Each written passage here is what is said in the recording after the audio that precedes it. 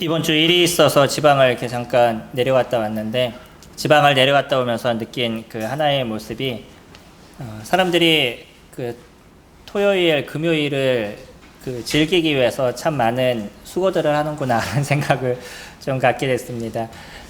저는 집에 있는 걸 좋아하는 사람이라서 바깥에 많이 이렇게 나가서 있고 그런 걸 그렇게 좋아하는 편은 아닙니다. 근데 그 짧은 시간이라도 그 시간을 조금 더 즐기기 위한 어떤 사람들의 모습들, 또 그 속에서 어떤 여유를 누리고 싶은 그런 마음들, 이런 것들이 많이 이제 느껴지게 됐고요. 또 하나 생각하게 된 것은 이것이 사람들이 살아가는 삶의 기쁨이구나라는 생각을 가지게 됐습니다. 우리가 인생을 살아가면서 그 기쁠 때가 있고 슬플 때가 있죠. 때로는 그 시간에 병원에 계신 분들이 있고 육체적으로 힘들고 어려워서 또 그 힘듦의 어떤 여정 속에 겨우겨우 그 살아가시는 그런 분들도 존재하게 될 겁니다. 그래서 이 생을 우리가 살아가는 데 있어서는 언제나 즐거움만이 저희들에게 존재하지도 않고요. 언제나 슬픔만이 존재하지도 않고 희노애락이 계속적으로 그 반복되는 그런 인생을 저희가 살아가죠. 그래서 저희가 살아가는 인생에서 이런 모든 거는 동일하게 우리에게 나타나는 일들이 되어질 겁니다. 여기에서의 어떤 경중의 차이가 있을 것이고 그 시간의 차이가 우리에게 있을 뿐인 거지, 여전히 우리는 좋을 때도 있고 안 좋을 때도 있고 그런 어떤 굴레 속에서 저희가 살아가게 되죠.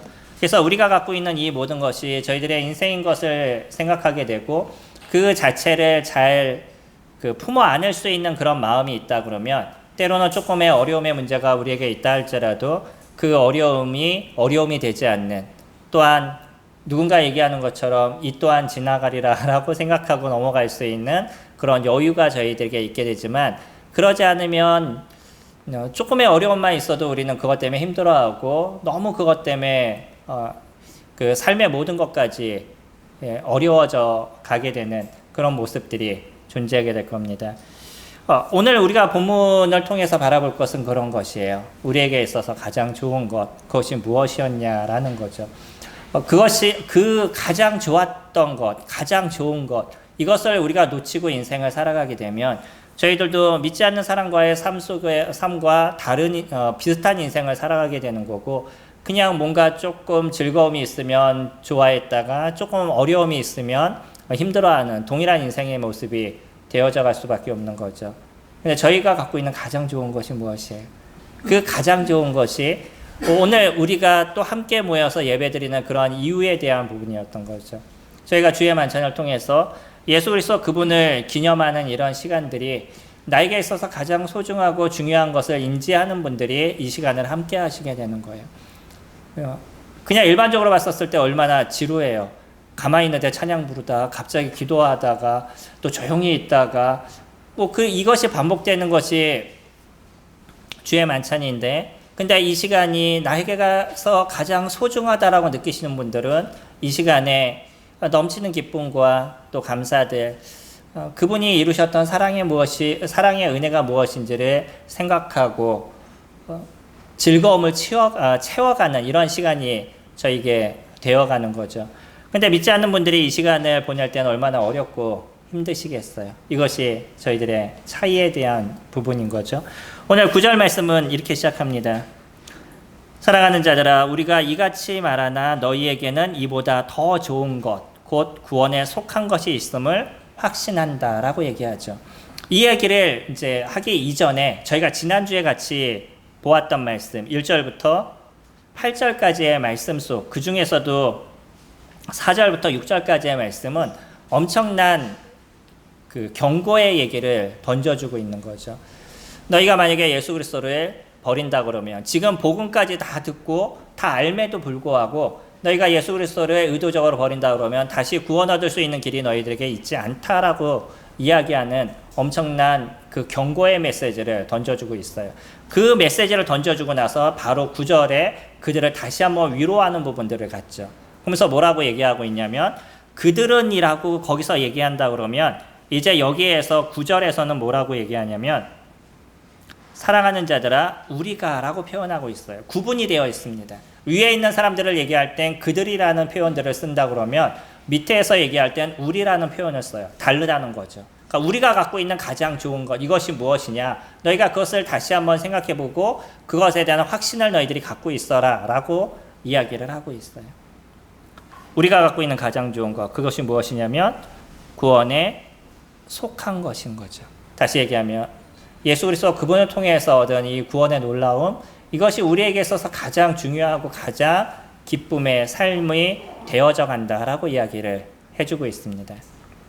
만약에 이러한 시작점이 저희들에게 없다 그러면 우리는 인생에서 끊임없는 힘듦과 어려움의 연속 속에 고통의 모습들이 되어져 갈 거예요. 하지만 저희들은요, 참된 소망이 있습니다.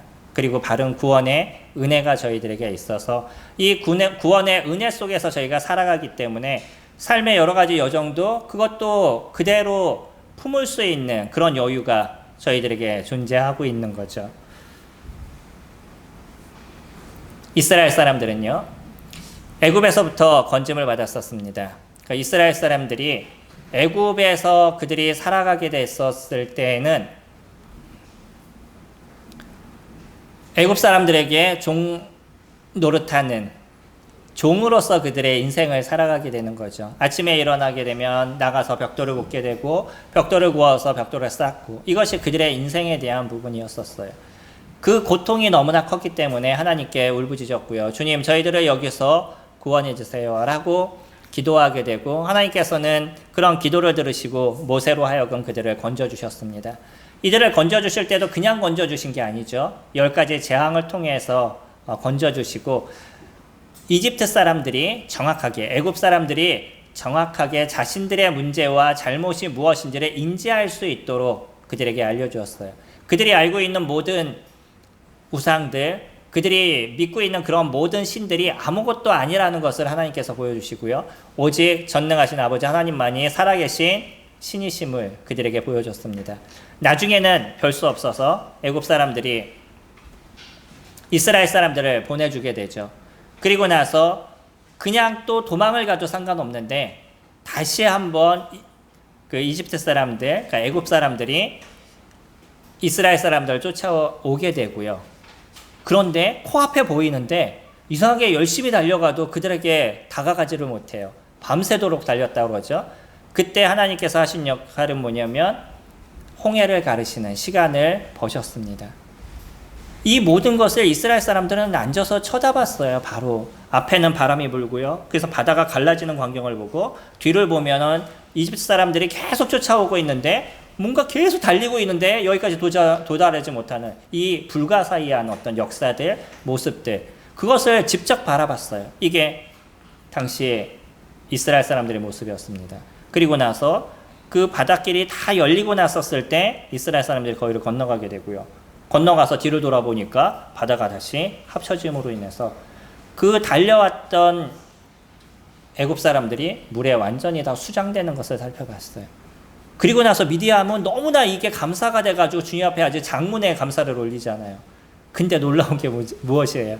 조금 지나보다 보니까 걷는 게 힘들어요. 햇빛 때문에 더워요.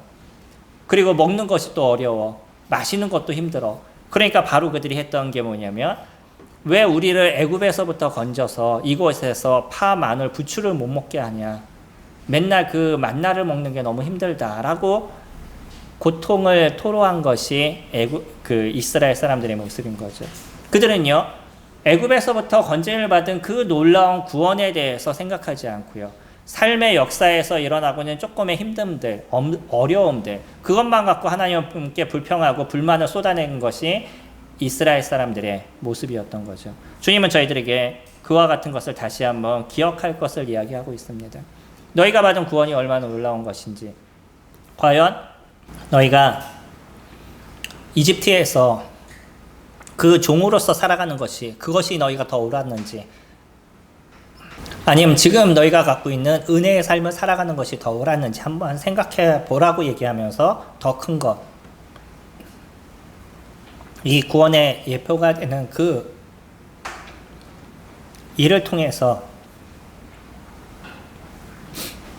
너희가 지금 얻은 예수 그리스도를 인한 이 구원의 역사가 너희들에게서 얼마나 놀랍고 큰지를 다시 한번 생각해봐라 라고 이야기를 하고 있습니다.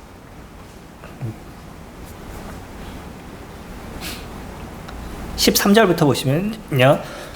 하나님이 아브라함에게 약속하실 때 가르쳐 맹세할 자가 자기보다 더 큰 이가 없으므로 자기를 가르쳐 맹세하여 이르되 내가 반드시 너에게 복주고 복주며 너를 번성하게 하고 번성하게 하리라 하셨더니 그가 이같이 오래 참아 약속을 받았느니라. 아브라함의 모습을 이야기를 하고 있죠. 지금의 모습은 언제 때를 얘기하고 있냐면 아브라함의 여러 언약에 대한 부분은 창세기 12장에 등장하고 15장에도 등장하고 22장에도 등장합니다. 그 중에서 22장에 있었던 한 사건을 이야기하는데 22장에 있었던 사건은 아브라함이 이삭을 제물로 드리는 그때 어떤 사건을 이야기를 합니다. 그러면서 그 사건 중에 아브라함이 받았던 그 약속이 어떤 거였냐면 오래 참음으로 기다림으로 받았다라고 이야기를 하고 있죠. 일단 이삭에 대한 모습을 봤었을 때 하나님께서 이삭에게 얘기하시고 오랜 기간 아브라함이 참음을 통해서 하나님께서 하실 일을 기다림을 통해서 이삭을 얻게 되죠. 하나님의 약속을 그는 전적으로 믿었습니다. 물론 믿은 모습에 대해서는 조금 달랐죠. 처음에는 자신의 종을 통해서 하나님께서 자식을 주실 것이라고 생각했는데 하나님께서 그것이 아니라고 얘기를 했죠. 그 다음에는 이스마엘, 자기 종의 아내를 통해서 얻은 그 첩을 통해서 얻은 아이가 하나님께서 주신 아이라고 생각했는데 하나님께서도 그것도 아니라고 그랬었죠. 그랬었을 때 아브라함의 믿음이 없어져서 아니요, 이건 불가능해요 라고 얘기하는 것이 아니라 여전히 하나님께서 하실 것을 인정하고 믿었던 것이 아브라함의 마음이었었습니다. 물론 그의 생각에는 여러 가지 어떤 변화가 있었을 거예요. 진짜 될까? 안 될까? 라는 어떤 생각은 있었겠지만 여전히 아브라함은요, 하나님께서 그 일을 이뤄 가실 걸 기다리고 참는 모습을 가져가게 되고요. 결국은 이삭을 얻는 기쁨을 그가 얻게 되죠. 그랬기 때문에 하나님께서 이삭을 주님 앞에 드리라고 얘기했었을 때 아브라함은요, 그 이삭을 드릴 수 있는 담대함이 그에게 있었다는 거예요. 한번 생각해 보셔요. 내가 100세나 돼서 얻은 외동 아들을 하나님께서 제물로 드려라 라고 얘기했었을 때 그것을 드릴 수 있겠냐는 거죠. 어떻게 우리가 거기에서 예 주님 제가 주님께 드리겠습니다 라는 얘기가 쉽게 나올 수 있겠냐는 거예요. 하나님에 대한 진정한 믿음이 그에게 있지 않고는 이와 같은 것이 이루어지지 않는 거죠. 다시 얘기하면 하나님을 하나님으로서 인정할 수 있는 것, 그것이 아브라함의 마음이었기 때문에 이와 같은 일들이 이루어질 수 있었습니다. 아브라함은요, 여기에서 두 가지의 생각을 그가 갖고 있었어요.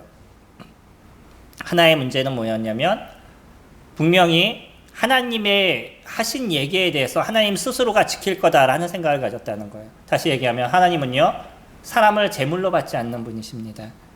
레위기에서 얘기하고 있죠. 너희 자녀를 제물로 드리지 말라는 것. 그 근처에 있는 사람들은 이것이 비일비재하게 일어나고 있었던 당시의 모습이었습니다. 몰록을 섬기고 있었던 이런 사람들은 자기 자녀를 갖다 제물로 드리는 것이 자연스러운 당시의 모습이었어요. 그게 가나안 땅에서 이루어지고 있었던 모습입니다.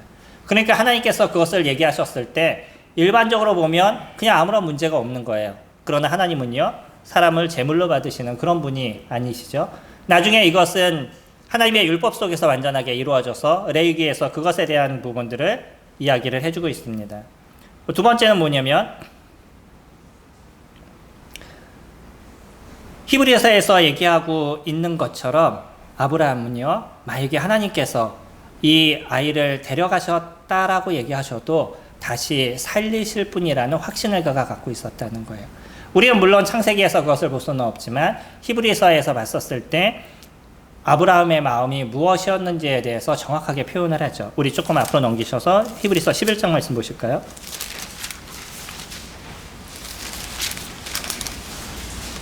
(11장) 19절 말씀 보시면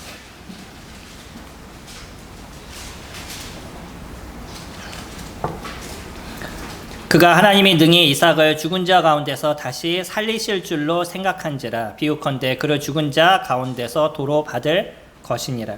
아브라함의 믿음이 이런 믿음을 갖고 있었다는 거예요. 하나님께서 분명히 자신의 씨로 이 백성을 만드시겠다고 약속하신 분이고 그것을 말씀하신 분이라고 그러면 분명히 거기에 대한 일들, 자기가 생각하지 못해도 하나님께서 그 일을 이뤄 가실 것에 대한 확신을 아브라함은 갖고 있었다는 거죠. 이것이 믿음이라는 겁니다. 죽은 사람이 다시 살아나는 것, 우리가 지금 생각했을 때 이러한 일들이 일어나는 것이 쉽지 않다라는 것을 저희가 생각하죠. 근데 하나님이 하신다고 그러면 어떨까요? 지금 이곳에서 하나님이 안 하실 뿐이지 하나님이 하신다고 그러면 그것이 이루어질까요? 이루어지지 않을까요? 당연히 이루어지죠. 저희들이 갖고 있는 믿음이 그런 것입니다. 아브라함도 그 믿음을 갖고 있었어요. 죽은 사람이 살아난다는 거 불가능할 거라고 생각했지만 그것을 하나님께서 하시겠다라고 약속하신다면 분명히 그것이 이루어질 것에 대해서 아브라함은 인정하고 있었다는 거죠. 이것이 믿음이었었습니다. 하나님 그분의 전능하심, 그분의 전지하심, 그분의 능력으로 이루어지는 모든 일에 대해서 분명히 하나님께서 하실 것에 대한 것을 인정하는 거죠. 저희들이 살아가는 삶의 모습에서 우리가 왜 예수 그리스도를 믿는 믿음 그것이 영원한 생명의 구원이다 라고 얘기할 수 있냐면 하나님께서 저희들에게 약속해 주신 거잖아요. 여기에서도 그렇게 표현합니다. 저희 다시 본문으로 돌아가셔서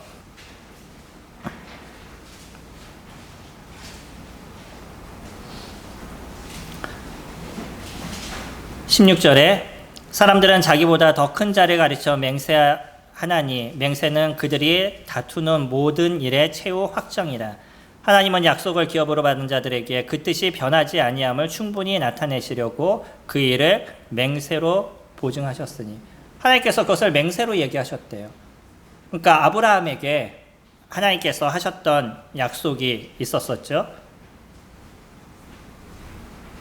그게 14절인 거죠. 아까 읽었던 첫 번째, 그에게 하셨던 약속이 무엇이냐면 내가 반드시 너에게 복주고 복주며. 이건 반복이죠. 확실하게 해주시는데 그 복이 얼마나 넘칠 것에 대해서 얘기하죠. 이게 첫 번째 약속이었고요. 두 번째, 너를 번성하게 하고 번성하게 하리라. 복주는 것과 번성하게 하는 것, 이 두 가지 약속을 하나님께서 아브라함에게 해주셨어요. 근데 이 약속을 하시고 나서요, 그것으로 끝난 것이 아니라 우리가 조금 전에 읽었던 모습에서 하나님이 무엇을 하셨냐면 맹세로 그것을 보증하셨다라고 얘기를 해요. 하나님이 얘기하시고요, 내가 맹세하건대 이거 해줄 거야 라고 얘기하셨다는 거죠. 인간이 갖고 있는 연약함의 모습에선 하나님의 말씀이 분명히 이루어질, 한번 얘기하시면 반드시 그것이 이루어질 역사인 거지만 인간이 갖고 있는 연약함의 모습을 아셨기 때문에 그 아브라함에게 맹세까지 하셨어요. 그게 18절에 이는 하나님이 거짓말을 하실 수 없는 이 두 가지 변하지 못할 사실로 말미암아 앞에 있는 소망을 얻으려고 피난처를 찾은 우리에게 더 큰 위안을 받게 하려 하심이라. 두 가지, 변하지 않는 두 가지의 사실이죠. 한 가지 하나님의 약속, 두 번째 그분의 맹세. 오죽했으면 하나님께서 맹세하실 때 맹세라는 자체는 나보다 더 강한 사람을 놓고 맹세하잖아요. 옛날에 아이들 맹세할 때 뭐라고 맹세해요? 일반적으로 맹세할 때 내가 엄마를 걸고 맹세할 수 있어 뭐 이런 표현 많이 쓰잖아요. 나보다 먼저 된, 나보다 그 강한 사람을 놓고 맹세를 하는 거예요. 이게 일반적으로 맹세의 모습입니다. 근데 하나님은요, 누구를 놓고 맹세를 해야 돼요? 하나님보다 강한 분이 누구예요? 없으니까 누구를 놓고 맹세하셨냐면 자기의 이름을 놓고 맹세를 하셨어요. 약속을 하시고요, 맹세를 하셨습니다. 무엇을 그에게 주겠다고 얘기하셨냐면 내가 아브라함에 너에게 복을 줄 거야. 그리고 너를 번성하고 번성하게 해줄 거야 라는 약속. 그 약속은요, 아브라함이 살아가는 가운데도 하나님께서 해오셨다는 것을 저희는 창세기에서 볼 수 있고요. 뿐만 아니라 그가 인생을 살아가는데 하나님께서 항상 도우심의 모습이 그에게 있었다는 것을 저희들이 알 수 있고요. 두 번째, 또 그의 씨를 통해서 이스라엘이라는 그 나라를 만들어 가시는 하나님의 역사가 그 속에 있었다는 것을 저희들이 보아서 알고 있죠. 이건 거기서 끝나나요? 계속적으로 연결되고 있고 지금도 이루어지고 있어요. 하나님의 약속은 계속적으로 만들어져 가고 있습니다. 그런데요, 우리에게 주시는 약속은 무엇이죠? 영접하는 자, 곧 그 이름을 믿는 자들에게는 하나님의 자녀가 되는 권세를 주시겠다고 저희들에게 약속하셨어요. 이 구원의 놀라움의 약속은 오직 무엇을 통해서 저희들에게 이루어지냐면 믿음을 통해서 이루어진다라고 약속했고요. 우리의 수고와 노력 그런 것이 아닙니다. 예수 그리스도 그분을 믿는 믿음, 예수 그리스도 그분이 나의 하나님을 인정하고 내가 그분의 종임을, 주인임을 저희들이 인정하는 그런 믿음을 통해서 우리를 하나님의 자녀가 되는 권세를 저희들에게 주시겠다라고 노력했어요. 우리가 갖고 있는 어떤 수고, 우리가 갖고 있는 어떤 노력, 그것으로 만들어진 것이 아니라 그분이 누구인지, 나의 어떤 존재인지를 고백하는 그 고백에 대한 부분입니다. 믿음이 그래서 놀라운 거예요.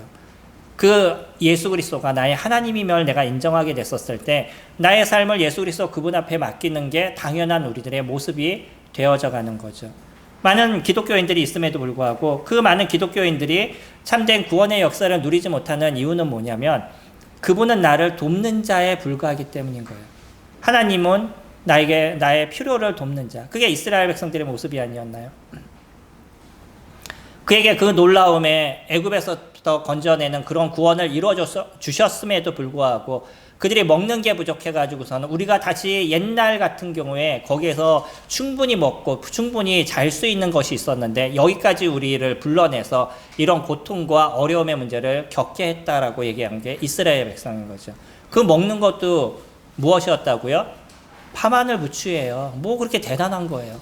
그러니까 그 아무것도 아닌 거 그거 못 먹는다고 그것 때문에 하나님을 원망하고 불평하고 했던 것이 이스라엘 백성들의 모습인 거죠. 왜 많은 그리스도인들이 그리스도인이라고 얘기하는 사람들이 왜 그 많은 기독교인들이 삶에 조금의 어려움이 생기고 무슨 문제가 생기면 그렇게 하나님을 원망하고 불평하고 왜 나를 이렇게 힘들게 하냐고 얘기를 하죠?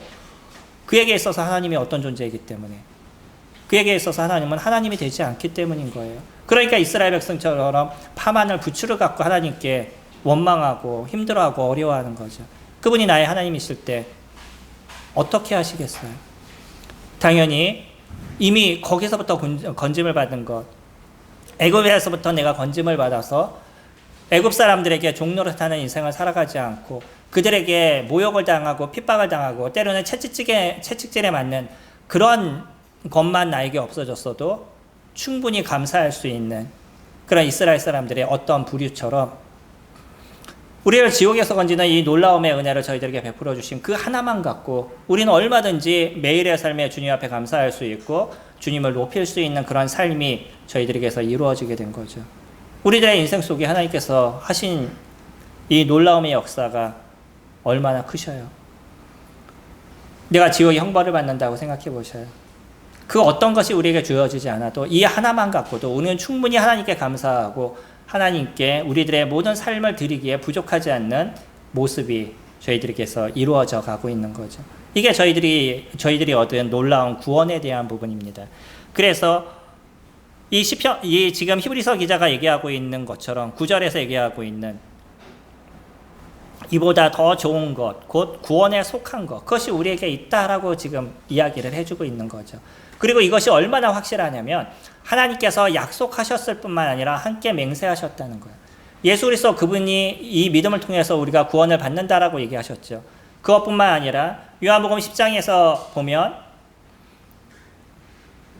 이 사람들을 하나님께서 아버지께서 나에게 주셨음에 아버지 손에서 빼앗을 자가 없다라고 얘기했던 하나님의 손에 들려진 자는 하나님의 손에서 어떤 사람도 빼앗을 수 없다는 거예요.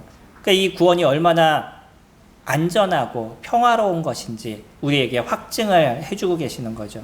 아브라함에게도 그것은 약속하셨어요. 약속하시고 맹세까지 하셨습니다.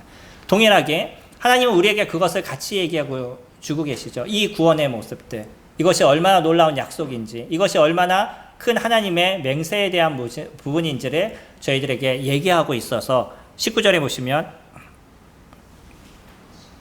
우리가 이 소망을 가지고 있는 것은 영혼의 닭 같아서 튼튼하고 견고하여 휘장 안에 들어가나니. 영혼의 닭과 같다라고 얘기해요. 배를 안 타보셨죠? 저희는 배 탈 일이 별로 없어서 저희가 이러한 그 내용들이 그렇게 크게 다가오지 않을 수도 있습니다. 근데 이스라엘 사람들은 그래도 어부들도 많이 있고 그러다 보니까 뭐 이런 얘기들이 좀 이해가 될 거고요. 그리고 이스라엘이라는 나라도 지중해를 끼고 있는 나라이기 때문에 바다에서 일을 하는 부분들이 많이 있겠죠. 배가요, 그냥 가만히 있으면 바닷물에 막 이렇게 흔들려 나갈 건데 거기에 닷을 내려놓으면요, 조금 흔들리지만 거기서 벗어나지 않죠. 그 다시 제대로 내려지게 됐었을 때 배는 안전한 거예요. 지금 그와 같은 얘기를 하고 있습니다. 영혼의 닭과 같다. 어떤 비바람이 치고 좀 힘든 부분이 있어도 거기서 흔들리지 않는, 이게 우리에게 주어진 구원의 소망의 은혜다라고 얘기를 하고 있어요. 이거는 변하지 않는 겁니다. 견고하고 튼튼한 것이에요. 그래서 하나님께서 예수 그리스도 그분이 십자가에서 죽으실 때 사람들이 성소에서 지성소까지 들어갈 수 없는 이것을, 이 튼튼한 휘장을 예수 그리스도 그분의 죽음의 육체를 통해서 위에서부터 아래까지 찢어주셔서 이제 누구든지 지성소까지 들어갈 수 있는 담대함을 저희들에게 허락하셨죠. 그게 주님이 여기서 얘기하고 있는 휘장 안에 들어가게 하셨다는 거예요. 어떤 사람도 지성소에 들어갈 수 없었습니다. 이 지성소에 들어갈 수 있는 사람은 1년에 한 번, 그것도 대제사장만이 들어갈 수 있었어요. 그런데 이곳에 모든 사람들이 들어갈 수 있도록 예수 그리스도를 믿는 그 믿음 하나만을 가지고 지성소까지 들어갈 수 있는 그런 은혜를 저희들에게 베풀어 주셨다라고 얘기하고 계시죠. 얼마나 큰 은혜를 입고 계셔요.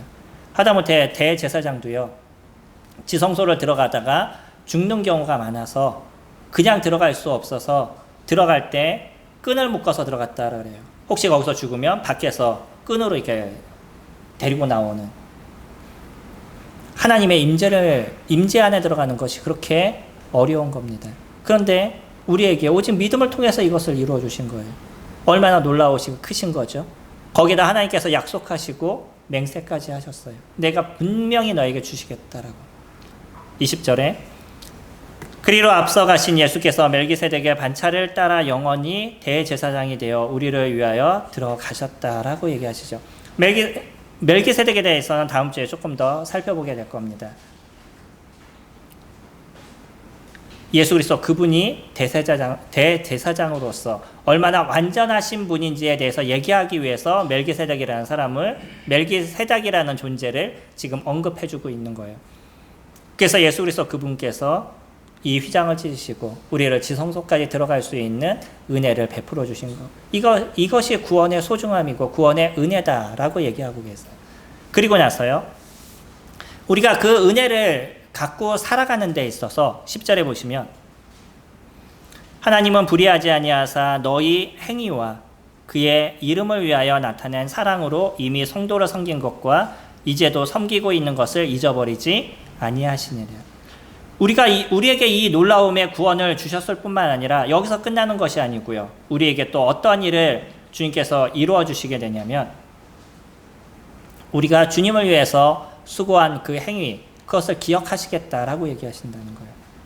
우리가 예수 그리스도를 믿고 나서 주님을 위해서 섬겨가는 그 모든 것 하나하나를 주님은 놓치지 않으시겠다는 거예요. 우리는 그것이 때로는 힘들어요. 왜 나만 그런 섬김의 일들을 이루어야 되고, 왜 남들은 노는데 내가 그것을 해야 되고, 이런 생각이 있을 수도 있지만, 그러나 하나님은요, 내가 주님을 위해서 섬겨간 그 하나하나의 발걸음들, 그 손길들, 그 마음들, 그것을 놓치지 않으시겠다라고 얘기하셔요. 그리고 거기에 대해서 반드시 주님의 도우심의 손길을 주시겠다라고 얘기하시죠. 그의 이름을 위하여 나타낸 사랑, 그것도 잊지 않으시겠다라고 얘기해요. 그의 이름을 위해서 어떤 일을 했냐면 성도를 섬기는 일을 했고요. 그리고 또 지금도 섬기고 있는 일. 지난 시간 통해서 성도를 섬기셨던 많은 일들, 아니면 주님을 알지 못하는 사람들을 위해서 섬기셨던 그 모든 일들, 주님께서 다 기억하고 계신다는 거예요. 절대 놓치지 않으시겠다라고 얘기하셔요. 그리고 지금도 섬기고 있는 많은 일들이 있으시죠. 그 일들에 대해서 주님 놓치지 않으시겠다라고 얘기해요. 사람들에게 이런 일에 대해서 누군가 나를 알아주기를 위해서 노력하지 않으셔도 됩니다. 그건 그렇게 중요한 게 아니에요. 내가 섬기는 거에서 어떤 사람이 아유 수고하네요, 잘하네요 하고 얘기해주는 그 한마디가 우리에게 힘이 되지만, 그러나 굳이 그와 같은 것을 얻으려고 노력하지 마세요. 그러지 않아도 됩니다. 우리는 여전히 내가 섬기는 그 하나님의 손길을 누가 기억해 주시냐면 하나님께서 기억해 주시겠다라고 얘기하세요. 그것을 놓치지 않으시겠다라고 얘기하시죠. 지난 시간에 모든 것이 헛되지 않으십니다. 어느 누가 그것을 알아주지 않아도요, 주님을 위해서 섬기셨던 그 하나하나를 주님께서는 기억하고 계시고, 그뿐만 아니라 지금 우리가 섬기고 있는 그 자체를 하나님께서 기억해 주고 계신다라고 얘기하시죠. 이것이 얼마나 놀랍고 소중한 일들인 거예요. 한번 생각해 보세요. 놀라우시고 크신 아버지 하나님의 그 일을 우리가 함께 이뤄가고 있다는 것. 동역자로서 그 동역의 일을 이뤄가고 있다는 것이 얼마나 영광스러워요. 만약에 대통령이 어떤 일을 우리에게 맡겨주신다 그러면 그거에 대해서 얼마나 영광스럽게 생각하셔요. 그러니까 지금 우리나라에 많은 일들이 일어나고 있죠. 그것이 옳던 그르던 어쨌든 대통령이 얘기했다고 그 모든 것을 따라가고 있는 게 사람들의 모습이잖아요. 그걸 영광스럽게 생각하는 거예요, 나름대로. 그런데 전능하신 하나님의 일을 우리가 이뤄가고요. 그 동역자로서 섬겨가고 있다는 이 하나하나의 일들이 얼마나 소중하고 귀하셔요. 하다못해 교회 청소를 하시던 아니면 화장실 청소를 하시던 그 어떤 것도 우리가 주님을 위해서 섬겨가고 있는 이 하나하나가 주님의 일을 위한 동역의 삶인 거잖아요. 너무나 놀라움의 은혜를 저희가 지금 잊고 있습니다. 그래서 11절에 우리가 간절히 원하는 것은 너희 각 사람이 동일한 부지런함을 나타내요. 끝까지 소망의 풍성함에 이르러 게으르지 아니하고 믿음과 오래 참음으로 말미암아 약속들의 기업으로 받는 자들을 본받는 자가 되게 하려는 것이라 라고 얘기하죠. 부지런하기를 원하십니다. 주님께서 얘기하시는 건요. 그리고 게으르지 말라라고 얘기하셔요. 그리고요.